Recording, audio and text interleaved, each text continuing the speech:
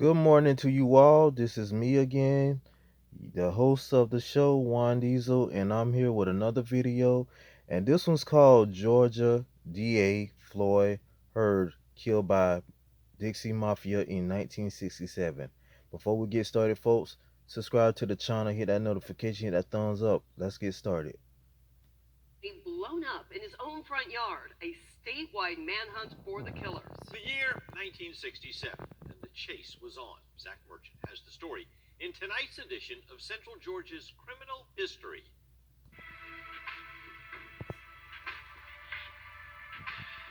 The assassination happened in Jackson County, but it was small-town deputies right here in Central Georgia who played a pivotal role in the case.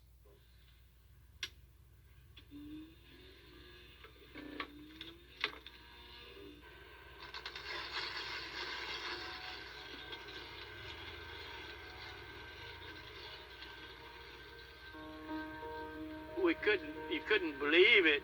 It was such a shock. They were willing to kill whoever got into that galaxy.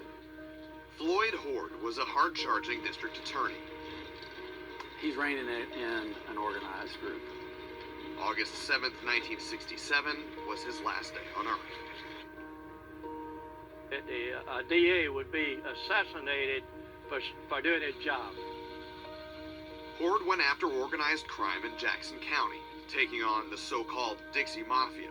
Copies of the Macon Telegraph from the time say he filed so many indictments, the circuit needed to hire a second judge. Bootleggers and bandits. Mercer history professor Doug Thompson says the Dixie Mafia was not to be taken lightly. They were making money off of it, and so anything that was going to take away their money revenue or their revenue streams were real threats to these people. Newspapers from the time tell the story of what happened next. Hoard walked out his front door on the way to court. He turned the ignition in his car. Close to a dozen sticks of dynamite exploded.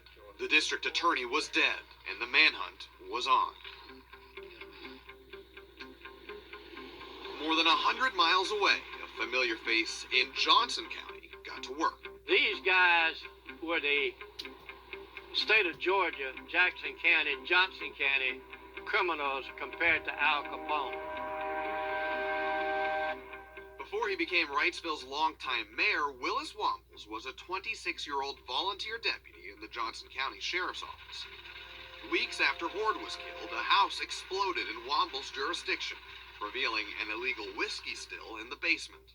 When Johnson County Sheriff Roland Attaway connected its owners to the Hoard murder case, the small-town deputies found themselves in the middle of the hottest case in the state. Because it was very tense.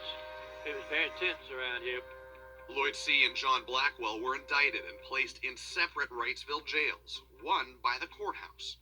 This was where the old jail was. The other across the street. This was the jail. This was the back door to the jail. Then Governor Lester Maddox wanted the state to take over the case. Johnson County Sheriff Roland Attaway had other ideas. And he told the governor, no, governor, this is our case in Johnson County. We can handle it, and we're going to keep the prisoners. C. and Blackwell, along with 3 others, were ultimately tried and convicted of Hoard's murder. Old newspapers report a 76-year-old bootlegger named Cliff Park paid $5,000 for the hit. C., Blackwell, and 2 others helped carry it out. With their convictions, the drama, at least in Wrightsville, was over. But 52 years later, Womble says it's still just as important to remember Hoard's sacrifice, Attaway's perseverance, and a quick response to the unimaginable. You don't ever think about it. You don't even dream these things. You don't even suspect these things until they happen. Wombles later went on to serve as Wrightsville's mayor for more than 25 years. Chief Deputy Tanner, who was Sheriff Attaway's second in command, was later elected sheriff after Attaway stepped down. All right, Zach, thank you. According to Willis Wombles, all 5 of the men ultimately convicted of Hoard's murder were given life sentences. However, several of those sentences were later commuted. Who want to try Simport for 50